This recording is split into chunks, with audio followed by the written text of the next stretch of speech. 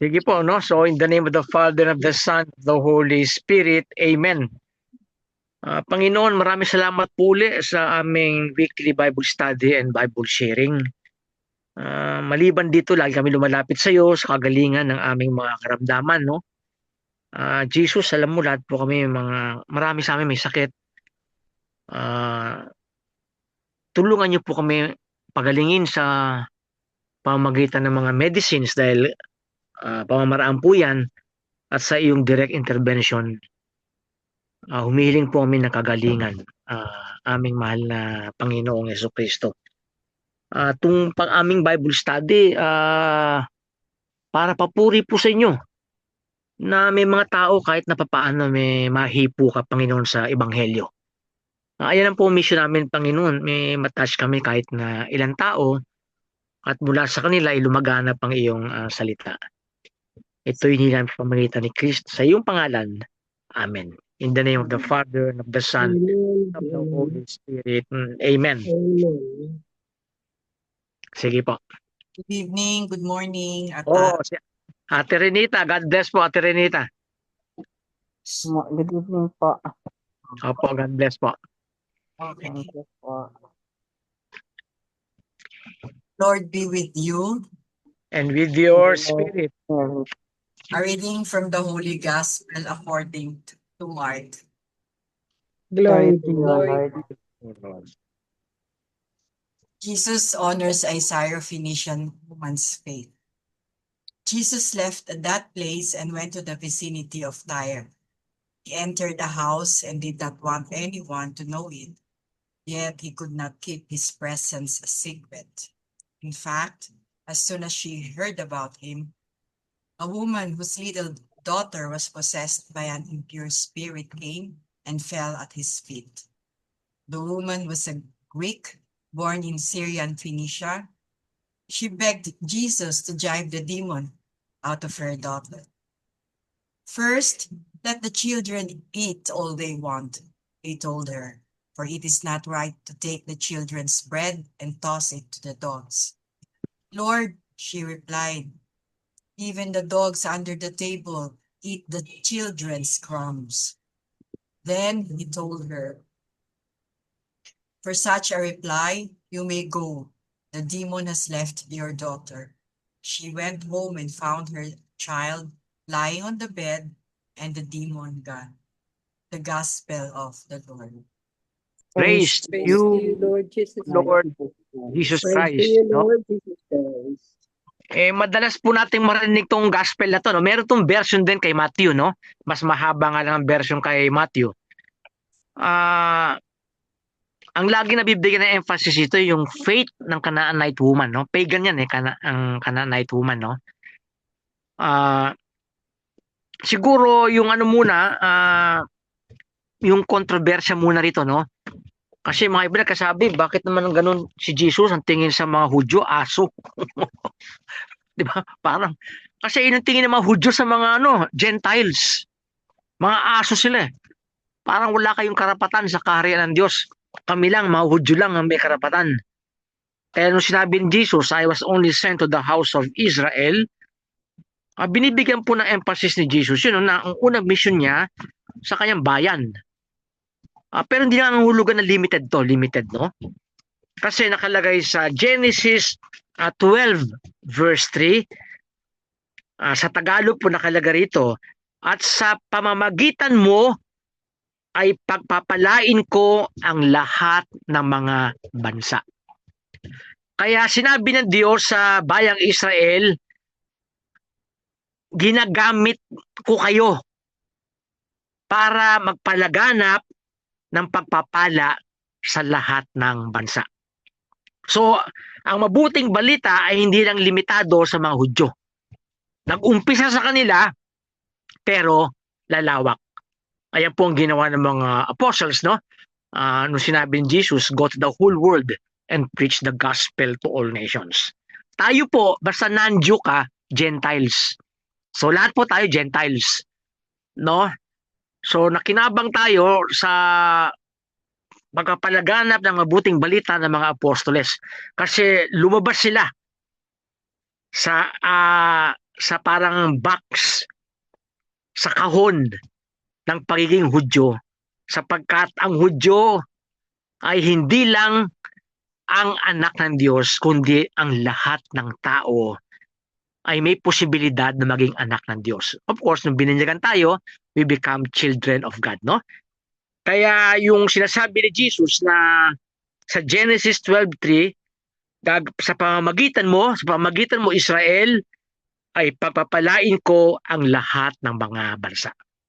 Kaya through the apostles, through the church, kaya the church ang tawag sa church Catholic universal, para sa lahat.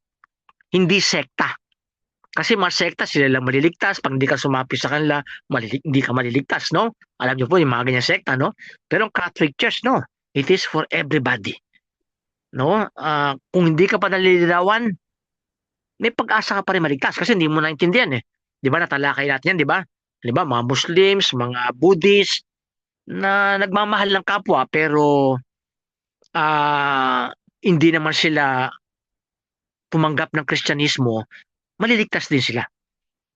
Pag namatay sila, nagmahal sila, diretso sila sa purgatory para ma-cleanse sila ron, no? Para lahat ng mga doktrina ni Jesus ay maintindihan nila, no? The same with the born again. Dahil di sila part ng fullness ng Catholic faith, no? Kasi ang fullness ng faith, Catholic faith, diba? Tinanong ni Sister Emily, no? Maliligtas diba yung mga born again o mga protestante na hindi naging Katoliko? Ang sagot natin yan, yes. Basta nagmahal sila, no? What you have done to the least of my brethren, you have done it to me. Sabi ni Jesus sa Matthew 25, na nagmahal ka ng kapwa mo. Pero pag namatay mga born again, tsaka mga protestante, diretso sila sa purgatory. Para malinis sila. Kasi sa heaven, may misa dun eh. Hindi lang maintindihan yun. Kaya ipupurify sila Lord sa purgatory. At doon, pagdating sa heaven, ino-honor si Mama Mary. Hindi, magugulat sila. Dito kinakalaban si Mama Mary. Pagdating doon, ino-honor si Mama Mary. Kaya, ang sinasabi lang ni Jesus sa Ebanghelyo, ang Ebanghelyo, pagdating niya ay para sa lahat. Gusto niya maligtas ang lahat at ang ginagamit niya nung panahon na yung mga Hudyo, mga apostles at lumawak, ngayon ang ginagamit nila ang simbahan, ang Catholic Church para mapalaganap ang ating mga kaligtasan, no? Kaya lagi natin sinasabi kahit sa pagdadasal ng rosary, no? Nag-a-attend lagi ron si Sister Renita. Si Brother John, God bless you, Brother John, no? Ang purpose po natin yan maligtas ang kaluluwa ng tao at mag-glorify si Jesus, no? Ayan po natin ginagawa natin sa ating apostolate, no? At pag nag-recollection po tayo, matalakay po natin kung ano pang pwedeng mission natin na pinapagawa sa atin ni Jesus. Kaya nabanggit ko po, no, sa ating recollection, mag-aalat ako ng 1 oras para kay Brother Al, Sister Karina, Brother Alvin, Ate Emily, sino pa ba?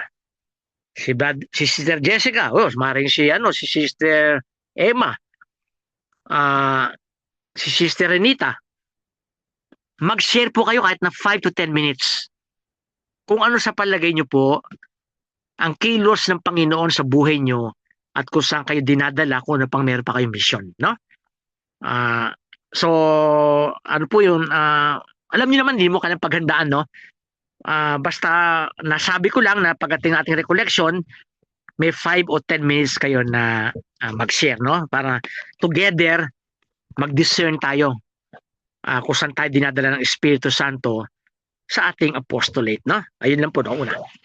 So, ayun po yung unang punto na gusto ko ritong i-emphasize, the universality of the nature of the kingdom of God. Para sa lahat po yan, no? Hindi po sectarian ng pag-iisip, kundi para sa lahat, no? Ganon.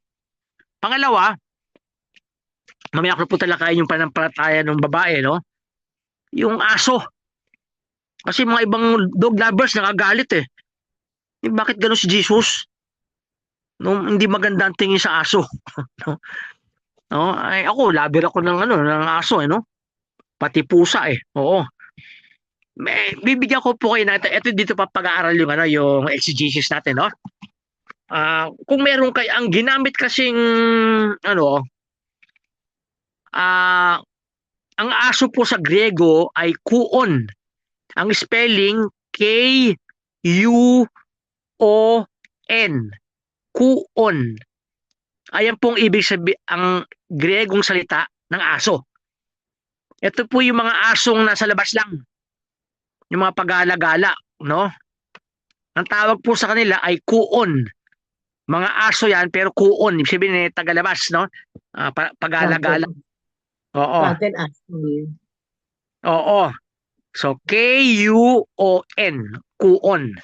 Ngayon, ang ginamit po sa Bible ni Jesus sa salita, hindi po kuon, kundi kunari o is. Oo. Spelling ko po, no? K-U-N-A-R-I-O-I-S.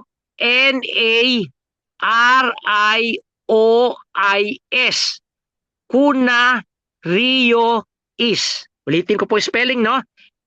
Ito po yung salita na ginamit ni Jesus para sa aso. Hindi kuon ang ginamit ni Jesus.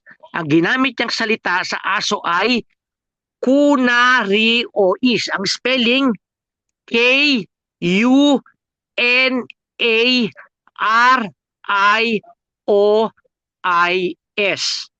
Kuna Rio is. Ang ibig sabihin po ng kuna Rio is ay alagang hayop sa bahay. Ito yung mga pets. Ha? Ito po ang ginamit ni Jesus sa salita, no? Ito po yung nung pag-aaral po ng mga Bible text, no? Ito po ginamit ni Jesus, no? Ang mga Gentiles, wag niyo tuturing na parang hayop na sa labas. Mga pets din sila. No? Alaga din natin yan, mahal natin yan. Kaya nakita ng babae yun. Kasi ang tingin sa kanila ng mga Hudyo, dahil siya, Gentile siya, Canaanite eh. Yung Canaanite, po yan, parang sa ating ngayon, parang part ng anyan eh. Ang Canaanite, parang Turkey. No. Lebanon, parang Lebanon yan. Sa ngayon, no, Lebanon. Yung Canaanite, no. Bakit ganun ang tingin ng mga Hudyo sa Canaanite? Yung mga Canaanite kasi, ayan po yung mga Hudyo na nakipag-asawa sa mga pagano. Kaya hindi na sila pure Hudyo. So, ang tingin sa kanila, mababa. Para maganda lang ang inyong relasyon sa mga nag-occupy sa atin, kasi sinakop sila ng mga pagans eh. Nagkaroon ng intermarriage. Kaya yung mga Hudyo na nag-asawa ng mga pagano, ang tingin sa kanila ay mga Canaanites. Kaya mababa ang tingin sa kanila. No? O kumbaga naman sa atin, siguro kung nakapag-asawa ng ng negro siguro sa ating kultura, 'di ba? Parang pangit ang tignan, 'di ba? Pwede kang mag-asawa ng ibang lahi eh. Wag lang negro. May mga ganung tao, 'di ba? May ganung kaisipan, 'di ba? So yung babae, ang tingin sa kanya ng Hudyo, aso. Dahil intermarriage, outside ka ng salvation ng God. Pero sinabi ni Jesus, hindi. Hindi kayong asong ligaw. Hindi kayong aso sa kalsada. Kundi kayo ay mga pet dogs. Ang salita dyan ay kunariois. K-U-N-A-R-I-O-I-S. Kaya nagkaroon ng pag-asa yung babae. Ano sabi ng babae? God bless, Brother Alvin. Ano sabi ng babae? Canaanite. Sabi niya, Lord, alam niyo po yung mga pet dogs, kahit mumula ng pagkain, kontento na sila. Basta mapakain lang sila. No, yung humility ng babae. Lord, kahit ang tingin niyo sa akin, sa amin aso, pero pet dogs pa rin kami. Ibigyan mo kami kahit ng konting mumulang. Ay, yung mumong yun ay yung blessing, no? Kaya sabi ni Jesus, yung pananampalataya mo. No, kaya tinawag niya si Jesus, no? Son of David. May faith siya. May faith kay Jesus. Maaaring narinig lang niya si Jesus, pero hindi pa talaga kilala si Jesus, pero alam niya si Jesus, gumagawa ng kabutihan. Kaya sinabi niya, Jesus, kahit aso lang kami. Pero kinukonsider mo kaming pet dogs eh. Maambunan mo kami ng biyaya mo. Nakita ni Jesus yung pananampalataya. Yung kanyang kababaang loob. Pinapaalis ng mga na-apostoles, di ba? Paalisin mo na, ibigay mong gusto niya. Para wag tayo maistorbo. Ganun yung mga followers si Jesus, no? Pero si Jesus na binigyan attention yung babae. No, hindi sa gabal. Hindi sa gabal ang ating pangailangan sa ating Panginoong Jesus. Kasi mga iba, ayoko magdasal kasi puro hingi ako eh. Nahiya ako sa Panginoon eh. Kasi dapat pag nagdadasal ka, puro papuri sa Kanya, pasalamat ka sa Kanya. Eh, mga ibang tao, Lord, hindi pa ako gaano makapagpasalamat sa iyo dahil dami kong pangailangan. Pagpasensya mo na ako, puro kahilingan ang ginagawa ko. Pero kay Jesus, hindi. Hindi sa gabal yun. Lumapit ka kung anong pangailangan mo. No, yung mga apostoles, ang tingin sa babae nyo, magulo eh. Maingay sa gabal, sa kanilang misyon. Hindi yan sa gabal. Sabi ni Jesus, ang pangangailangan ng bawat tao ay aking misyon. Kaya huwag tayong mahiya. Ngayon, lumalapit kami sa iyo, Jesus, dahil kami po may sakit. Marami sa amin sakit. Physical na sakit. Mga iba, mga iba, spiritual na sakit. Yung mga anxieties, mga worries. Mga spiritual sickness yan eh. Yung mga depression, loneliness. Ano po yan? Mga spiritual illnesses yan. Lumapit tayo kay Jesus, no? Sa mga spiritual illnesses natin, no? O mga iba, financial illnesses, no? Nahihirapan sa kanilang financial na buhay. Lumapit tayo kay Jesus. Dahil hindi sa gabal kay Jesus ang ating pangailangan. Lumapit tayo sa Kanya, no? So, ngayon, sa gabing ito, marami tayong pangailangan, no? Lumapit tayo sa Kanya, no? Kahapon, Feast Day of Our Lady of Lourdes. Naalala ko yung mga taong humihingi ng panalangin. No? Sabi ko, Mama Mary, alam niyo po lahat na ang dami pong tao may sakit. Ang mga ibang sakit parang simple lang, parang chronic lang, arthritis, pero mga iba, sabi ko, Lord, mga iba critical, crucial. No, may mga cancer. No, may mga sakit sa puso, inatake sa puso, mga na-stroke. Dinadialysis, mga 15% na lang yung si Sister Heidi, no? Oo. 15% na lang ang kanyang dinadialysis, no? Maraming, sabi ko, Mama Mary, ito po mga sakit namin. No? Kaya, hindi po sa gabal ang ating pangailangan. So, kung ano may pangailangan nyo, no? Spiritual, naguguluhan kayo, may anxiety, may worries, nalulungkot kayo, no? Meron akong, tinatagpo, no? Almost weekly. Matanda na rin siya. Nalulungkot sa buhay, no? Kaya sabi ko, huwag ka malulungkot. Kasi sabi ni Jesus, huwag ka malulungkot eh. Kasama mo ako. Huwag ka malulungkot, kasama mo siya. No? Tapos alam niyo, advice ko sa mga mga katolikong kasi ito advice lagi ng mga saints eh. Pumunta kayo sa Blessed Sacrament. Kahit 5 minutes lang. Anong gagawin mo ron? Sabi niya. Sabi ko, yung Blessed Sacrament, parang X-ray. Yung X-ray, hindi mo naramdaman, di ba? Parang kunyari, in-X-ray ka sa iyong lungs. Hindi mo naramdaman, pero may epekto. Ganyan din ang Blessed Sacrament. Para kang ini-X-ray yan. So, kahit 5 minutes, 10 minutes. Tapos sabi ko, gagawa ng miracle si Jesus. Gaganda ang time mo tuwing pupunta ka ng Blessed Sacrament. Ayan po lagi payo ng mga saints. Tapos nagtanong sila sa akin, Father, ano ba yung Blessed Sacrament? Nagulat ako. Sabi ko, ang Blessed Sacrament, si Jesus yan. Nagulat sila. Father, si Jesus ba yan? Sabi ko, si Jesus yan. Di ba nakalagay sa 2 Corinthians 5:7? We live by faith, not by sight. Hindi natin nakikita nung kanyang physical na appearance. Pero si Jesus yan. Bakit? By faith. Dahil sinabi niya, I am the bread of life. At yung mga apostles, naniwala na si Jesus ang Blessed Sacrament, si Jesus Eucharist. Di ba nakalagay sa John 6, no? Bandang 66. Ang ganda, no? John 6:66. Ang daling tandaan, no? John 6:66. Di ba? Yung mga 666, di ba? Yung mga sinasabi, yung mga ano, yung mga Katoliko, yung mga Pope yan. Parang Pope Paul the Sixth. Oo, 666, no? Ako, pangalan ko, Joseph, Carpio Coral, eh. 666 din ako, eh. 666. Pero sa John 666, alam niyo yung mga tunay na 666? Yung mga disipulong humiwalay kay Jesus. Basahin nyo. Dahil si Jesus sinabi niya, ako yung tinapay. Kanin niyo ako. Ang ginamit na Greek word doon, trogon. Trogon. T-R-O-G-O-N. Ayun po, ginamit ni Jesus, trogon. Ang ibig sabihin trogon, nguyain. Kanin.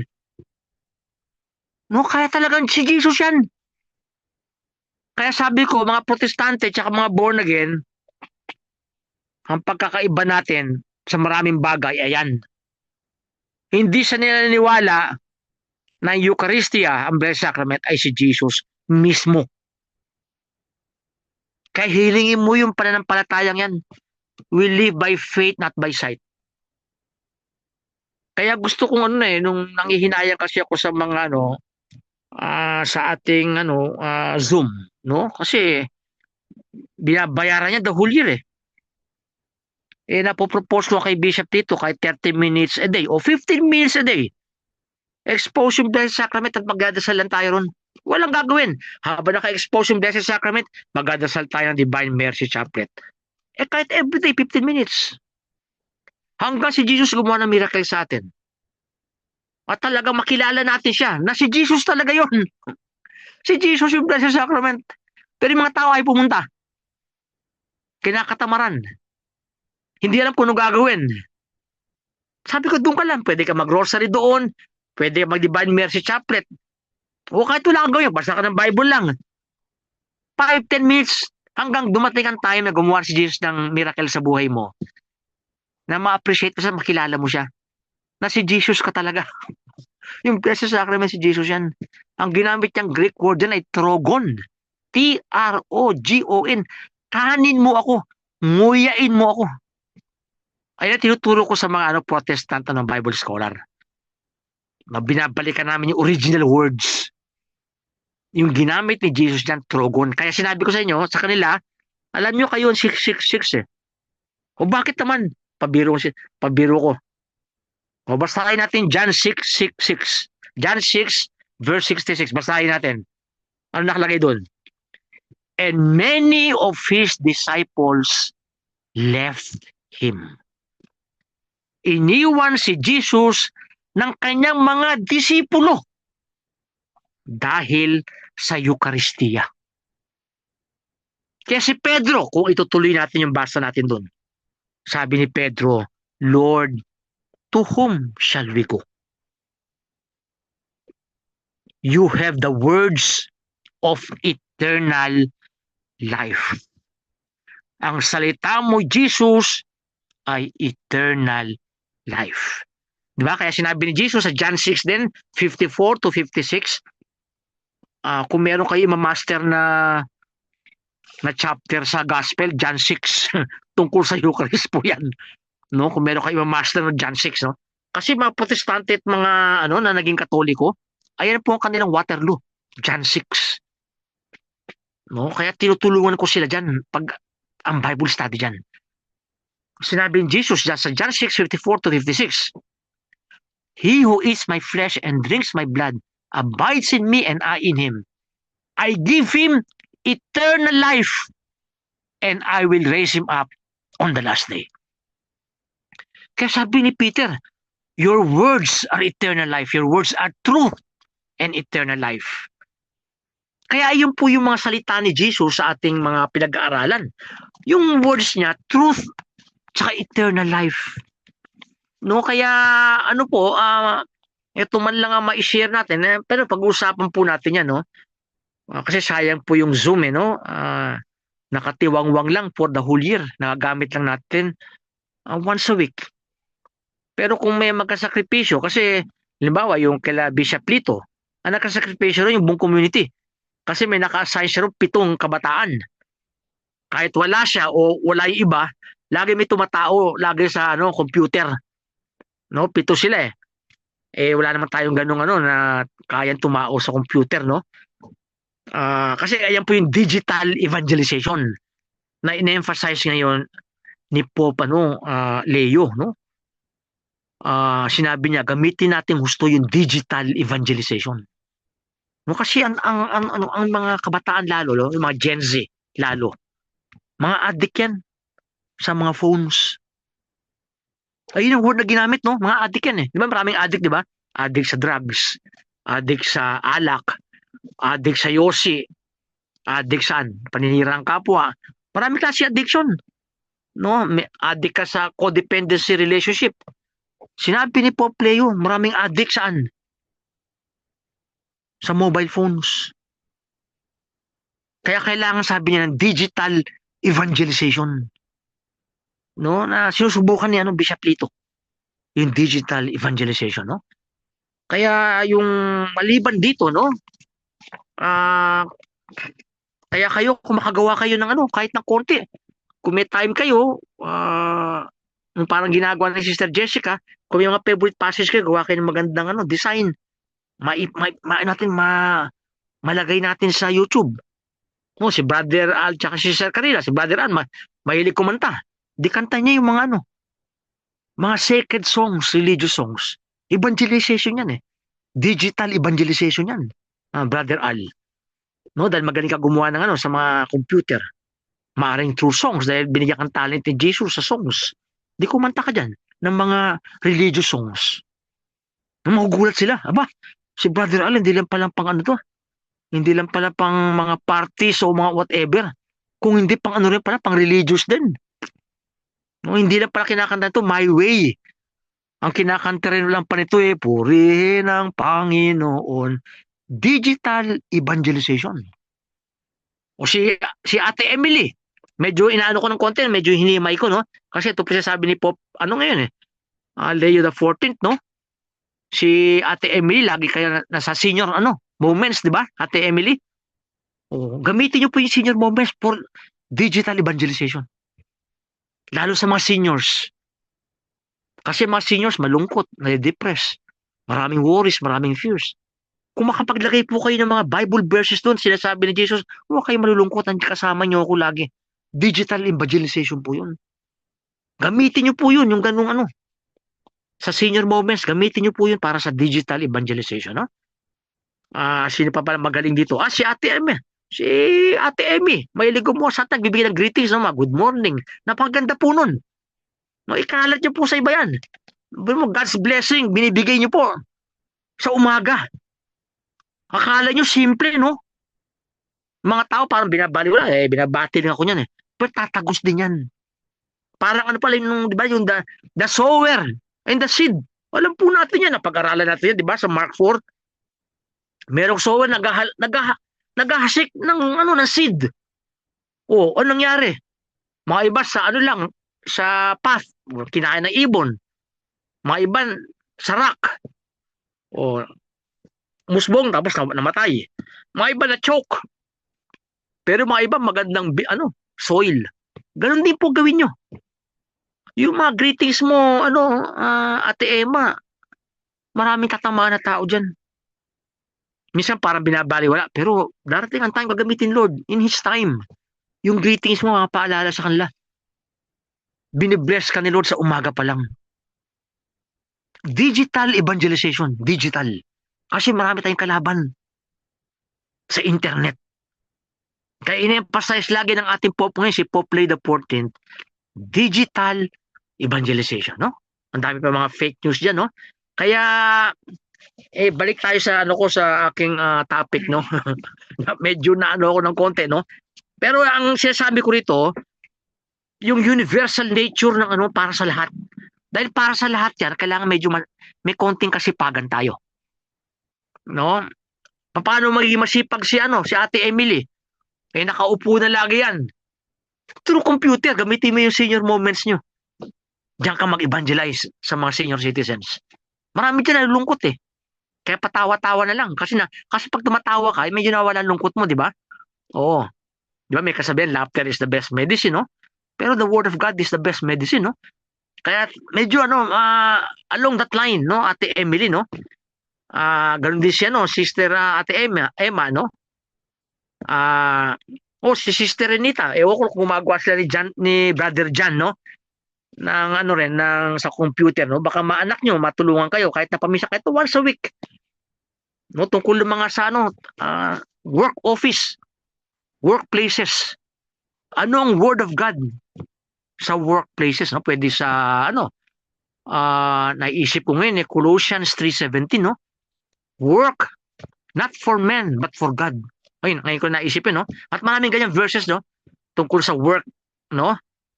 Dahil nag-work kayo, pasukin nyo po ng mabuting balita ang workplaces. Pero ganun. O kung meron kayong time, may magandang istampita. No, maibigay mo man lang sa taong sa iyong opisina. Istampita. O magandang saying ni Lord. No, yan, one way yan, maaaring siya ngayon para nababakyaan yung tao. Pero there will come a time the Lord will use that para matouch sila. No, maghasik tayo. No, ang iba kinain ng ibon, yung iba na choke, yung mga iba nagbunga, nawala. Pero mga iba good soil, no? Ayun po meron tayong ganung pananampalataya, no? Kaya hindi sa gabal yung ating pangangailangan sa paglapit natin kay Lord. Huwag tayong mahiya kay Lord. Lapit tayo sa lahat ng ating pangangailangan, no? Kaya ngayon, yung time na yon, may tension kasi sa church kasi na yung ebanghelyong ito nag-refer yan sa Markan tsaka Matthean Church. Sa simbahan ni Mark, ni St. Mark tsaka ni St. Matthew, nagkakaroon tension ng mga Hudyo naging Katolik, naging Kristiyano at yung mga Gentiles na naging Kristiyano. May tension yan. Kaya di ba sa Acts of the Apostles, nagkaroon sila ng First Ecumenical Council sa Acts 15. Pwede na pala kayo sumingit, no? Kahit anytime, no? Pwede kayo mag-share, pwede kayo tanong, no? Habang nag-share ako, no? Naalala nyo sa Acts 15, nagkaroon ng tension ng church noon na yung First Ecumenical Council. Kasi yung Vatican II, 21st Ecumenical Council na yan. Kaya from the time of the Apostles hanggang ngayon, ang church merong 21 Ecumenical Councils. Ang First Ecumenical or Apostolic Council, nakalagay sa Acts 15. Ang question nila, kailangan bang tuliin ang mga pagano na naging Kristiyano? Kaya ang tanong nila noon. Ayun ang problema na tuli. Kasi mga Hudyo tuli eh. Naging Kristiyano sila. Paano yung mga Gentiles? Kailangan tuliin din yan para maging bahagi ng anak ng Diyos. Kasi sa mga Hudyo, para maging part ka ng covenant, kailangan tuli ka, circumcised. Dumating si Paul. No, ang circumcision natin yung baptism. Nakalagay yan sa Colossians chapter 2. No? We were circumcised when we were baptized. So hindi pinutol yung balat ng yung pagkatuli natin, kung hindi ang tinanggal yung the hardness of our heart through baptism. So may mga problema ang simbahan, no? So itong problemang ito, para pinakita ni Jesus nasa kaharian niya kasama lahat. No, wag lagay. So halimbawa, ngayon naman, ano ba problema ng church ngayon? Ang problema ng church ngayon, mga abortion. Papayagan ba ng simbahan yan? Pangalawa, problema ng church, yung LGBTQ. No? Welcome mga LGBTQ sa church. Pero hindi kayo pwede gumawa ng mga sexual activities na ginagawa ng LGBTQ. Parang yung mga lalaki o mga babae na kailangan maging ang kanilang sexual activities within marriage. At ang marriage sila dapat, lalaki at babae. Kaya mayroong problema ng church sa ganyan. May problema din ng church yung the use of contraception. Pero ayan, so yung mga actually mga lalo sa Acts of the Apostles at sa mga letters ni St. Paul, ina-address nila yung problema ng church. Halimbawa, nung time ni St. Paul, sige po, Ate Emily. Bishop, yung LGBTQ na sila sabi po ninyo ngayon. Ano? Di maski naman nung unang panahon pa, meron na yan eh. Meron na po yan. napanood din yung The Chosen. Di ba Opo. si Caiaphas masyadong visible ang kanyang pagkabakla. Oo. So bakit nung panahon na yon, nung lumang panahon na yon, bakit hindi walang batas sa kanila? May batas. Sa mga Kristiyano, clear yung wala. Dapat. Pero sa mga pagano, ginagawa na yun. Kaya kung titignan nyo sa 1 Corinthians chapter 6 verses 13 hanggang 19, no? 1 Corinthians chapter 6. Tapos sa verse 13 tsaka 19, nakalagay doon, don't you know that your body is a temple of the Holy Spirit? Use your body to glorify God. At ito na pa masakit na sinabi ni St. Paul. Homosexuals, yung active po, no, will never inherit the kingdom of God. Basahin niyo po yan. Basahin niyo na po ba actually buong chapter na, no? Kasi Ano ang 1 Corinthians chapter 6 verses 13 tsaka 19. Pero mas maganda basahin niyo buong chapter. Pero inano ko lang po sa inyo para kunyari gusto niyo makita agad the immediate reference, 1 Corinthians chapter 6 verse 13 tsaka 19. Sabi ni, aside from many others, no, adulterers will never enter the kingdom of God, thieves will never enter the kingdom of God. Marami. Pero sinabi rin ng St. Paul, homosexuals, yung mga active homosexuals, no? Lalo yung mga call boys, kasi dami nun dati call boys eh, time na yan, nila St. Paul, will not inherit the kingdom of God. Kaya clear na sa mga Kristiyano yun. Pero ngayon, bakit nagiging problema? Kasi maraming mga born again, tsaka mga protestante, tsaka mga sekta, okay sa kanilang LGBTQ. I will give you two examples. I'll give you two examples.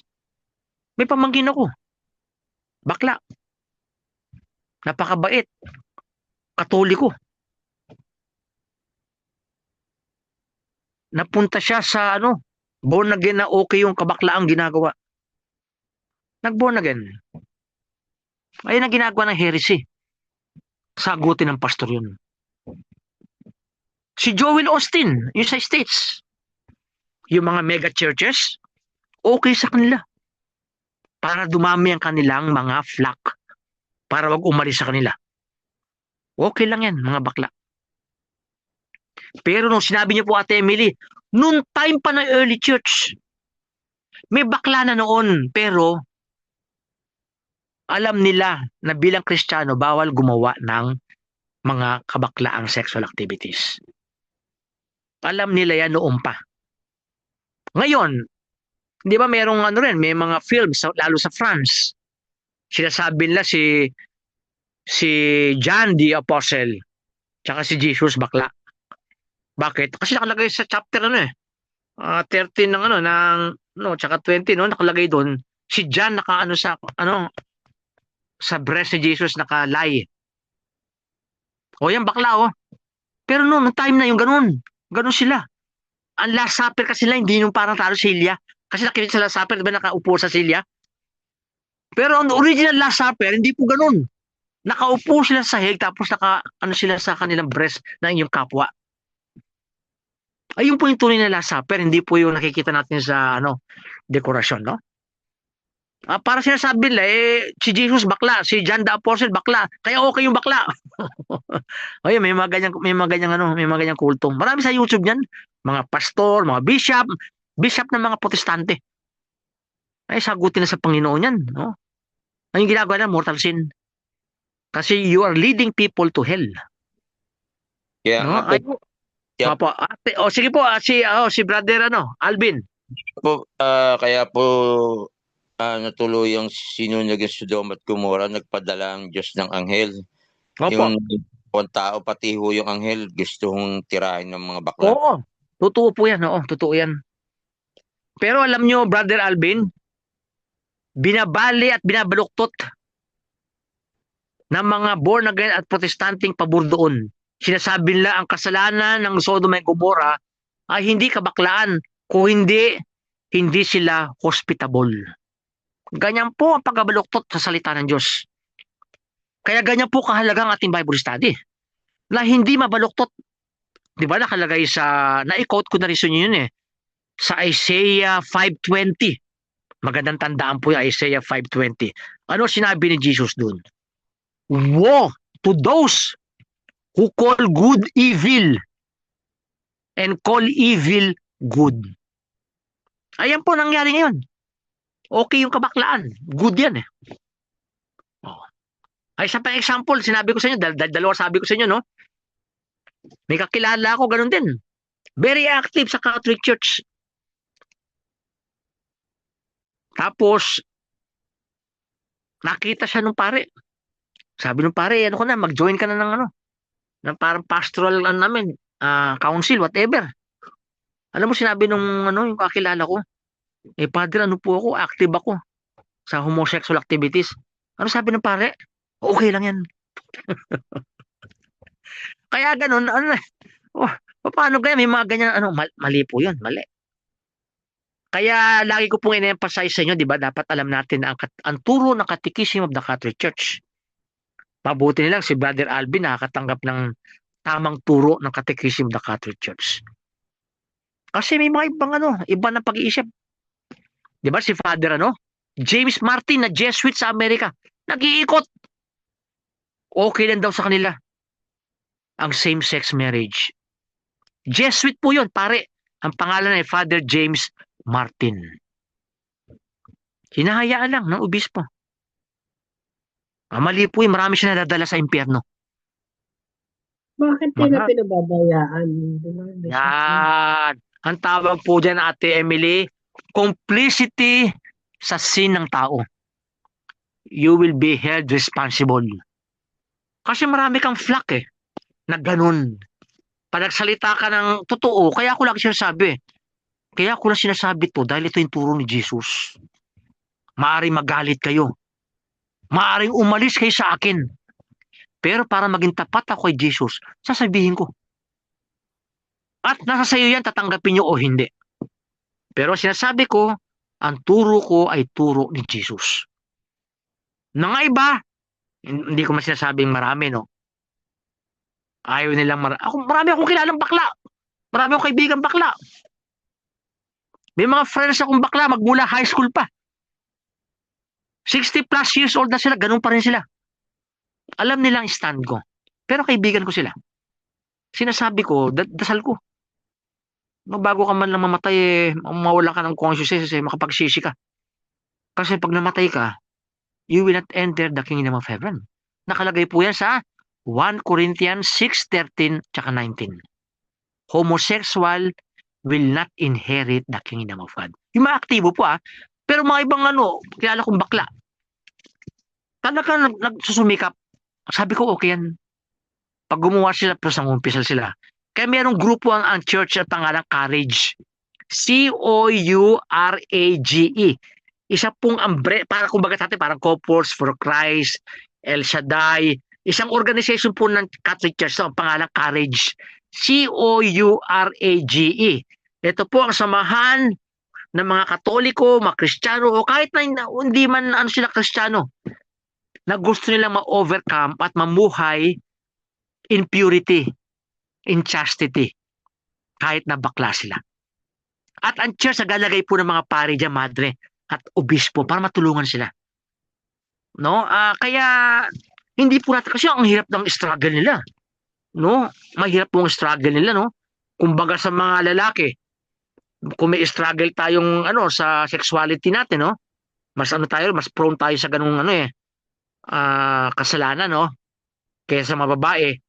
Ganun din yung mga LGBTQ. Ma-imagine nyo yan. No, pinagdadasal ko lagi siya, no? Si Vice Ganda. No? Pero kita nyo siya, no? Sino magaling maggupit? Si Reyes ba yun? Ano pangalan? Reyes? Sino magaling maggupit? Riga Reyes po. Yun, araw-araw nagsisimba. At ang kanyang paniniwala, maging malinis siya bilang bakla. Kaya palagi ko, pag namatay si Rick Reyes at patuloy yung kanyang ginagawa, maging saint yan. Hindi mo naki-struggle siya dyan. Ganun din, naging born again si Fanny Serrano. Di ba? Na-stroke siya, di ba? Si Fanny Serrano, naging born again siya. Itinigil niya ang gawaing LGBTQ. Bakla siya pero hindi niya ginagawa yung ganong gawain. Kasi Bishop, naniniwala ka. Ano pa? mabigat po yung maraming kaparian na talagang aminado sila at alam din natin na mga bakla. Oo, Oo. tagadasal Oo natin nga, sila. Brother Alvin, oo nga, Bishop. Marami rin ho sa mga pare, bakla. Oo, tsaka Marami rin sa bishops. mga pastors, bakla Pare, din. tsaka bishops. Tsaka may mga madre din, LGBTQ. Mhm. Kaya sabi nga ng Catechism of the Catholic Church, mga 2% ng population. Kaya sila mismo nag-i-struggle. Kaya maraming pare, di ba, nakakulong si Stace, di ba? Dahil ang molest siya ng bata, yung pedophilia, alam niyo po yung case na hindi dapat ating nakakahiyang pag-usapan to, no? Kasi ano po yan, illness, disease. Hindi na nila mapigilan. Oo, kaya kailangan po yan, nire-rehabilitate yan. So aside from spiritual health, sacraments, merong organization, parang Couples for Christ, ito mga courage ang tawag, para matulungan sila. Yung mga pare, ako dami ko kilalang pare, bakla. May mga classmates din ako bakla. Oh, sa seminaryo, yung mga bakla. Ah, mabuti na lang yung mga classmates ko nung 60 plus na sila nagbago na. Inatake sa puso eh. Way ni Lord yun. Sabi ko, way ni Lord yan para magsisi ka na. O kaya Oh, Bishop Laos na. oo, ganun na. Wala nang energy. Kaya sabi ko kaya nga sabi ko nga po sa inyo, yung ating pag-aaral for the salvation of souls. Useless po to kung di po tayo nagdadasal para salvation ng mga souls ng mga taong ito. At ang hirap makasama yan, mga taong ganyan. Ang hirap makasama. Iba po psychology ng mga bakla. Ay, alam din ni Brother Aljan, di ba? May mga bakla sa ating community sa San Martin de Porres Church. Kaya nakausap ko yun personally. Yung Bishop, mga iba pero masaya nakasama. sila kasama. Oo. May mga Masaya sila kasama. dalawang babae nagkasama. Maring kilala ni Brother Al yun, tsaka ni Sister Karina. Kinakausap ko. Habang tumakay, alam mo nangyari, by the grace of God, parang magkapatid na lang sila. Sabi ko, praise Jesus. Para magkapatid na lang. Hindi na sila gumagawa ng sexual activities. Tapos, sabi ko, sige, pwede na kayo magsimba. Ngayon, sa San Martin de Porres Church, may mahalata kayo. Baka sabihin, baka ganyan. May skandalo. Pumunta kayo sa ibang simbahan. Pero eventually, lumipat na rin sila. Sabi ko, magsimba na kayo, magkomunyon kayo. Pag nagkamali kayo minsan, di mag-umpisalo lang. Tapos, pero nakarecover sila. Kasi after tayo sa salvation ng souls. Bishop, share ko lang po. Oh, sige po, brother. Yung pong sinalihan po namin ni Maring Jessica at paring ato na Lords and Ladies of the Altar. Opo. Celebrate po ng 50 years anniversary nung December. Opo. Nag-attend nga po ako. Pinagbigay nga po ng isang message yung isang pare. Sabi niya ho, ang tunay yatang hindi na yata ngayon Lords and Ladies of the Altar ang LLA. Lord Ladies of the Akla. Dahil kasing bakla. Burales. So, yung mga youth, tsaka yung mga oldies na ang dami talagang bakla. Opo. Kaya, hindi na yata Lords and Ladies of the Altar to, Lords and Ladies of the Akla na. Oo, totoo po yan. Kaya matulungan natin yan, no? Di ba yung isang pare sa Cubao, kilala nyo po yun, namatay na ng AIDS? Opo. Ayun po, dahil, baklang pare yun, no? Talagang grabe yun. Ginagawa pa yung mga kabaklaan sa taas ng nung kanilang taas sa simbahan. Oo. Kumbento po. Baka kilala nyo po yun kasi sikat na pare yun Oo. Pero na-meet ko siya. Na-meet ko siya Sa once. pag-uusap natin na ito, totoo mga pag-sharing natin na ito, dito lang pinatutunayan na talagang wala talagang perfecto. Opo. Tayo, kahit anong denomination tayo. Opo, kaya Ng mga kaparian talagang ipagdasal po sila Ipagdasal po talaga natin sa kanila. Dahil nakalagay doon. Parang minsan nagkakaroon ng katigilan ng tao, paano kami susunod? Kayo mismo. Oo, ayun nga po Oo. Kaya may mga ibang pari akong kilala na sa kanila pag ayan ang topic na, sasabihin niya, ako bakla ako, alam niyo naman, di ba? Pero Isinasa buhay ko na maging ano ko, banal. Mm. Tapos mag-preach na siya. Kasi nakakaawa din yung mga paring ganyan. Mga iba kasi tago ginagawa eh. Tago yan, mas mahirap yan. Kaya nauubos minsan yung pera ng koleksyon sa ano. Kasi biro mo magsustento ka ng lalaki, ang hirap yan. Oo. Linggo-linggo, sinong lalaking seryoso na papatol sa bakla? Wala. Kaya peperahan yan. Kaya ang laki magbigay niyan. Tapos usually ang bakla promiscuous, hindi lang isa. Madami. Siguro once mag-usap tayo niya siguro sa ano, sa ating recollection, mga concrete cases, kung paano natin maipagdadasal yan. Paano natin maipagdadasal yan, no? Kasi kawawa yung kanilang kaluluwa pag namatay sila. Yeah. Kawawa. Papa, yung si-share ko sa inyo ngayon, 30 pages, gumawa po ako niyan tungkol dyan lang. No? Ito i-encourage ko yung mga pare, gumawa ng pamphlet tungkol sa isang Bible na pinag-aaralan natin. Tapos i-share. Kasi malalim pa pag na na. So ito 30 pages yung topic natin ngayon, no. Hindi ko natalakay pero siguro baka maibigay ko sa inyo sa 2021. Parang siguro i-sum up natin. So nagkakaroon po tayo ng Bible study, Bible sharing para sa kaligtasan ng kaluluwa ng tao at mabigyan ng kaluhatian ang Panginoon. Ayan pong purpose kung bakit tayo may Zoom, no? Sa gospel message, ang ating pangangailangan, kahit anong pangangailangan, ay hindi sa gabal sa ating Panginoon. O, ganun po, no? So, hindi po hadlang kay Jesus ang lahat ng ating pangangailangan. Ngayon po, Jesus, taas po namin ang maraming may sakit sa amin sa Christ Family Prayer Group at San Martin de Porres Church. Si Brother Egay, namatay na nga po yung isang sister namin, si Nanay Bining, na may cancer.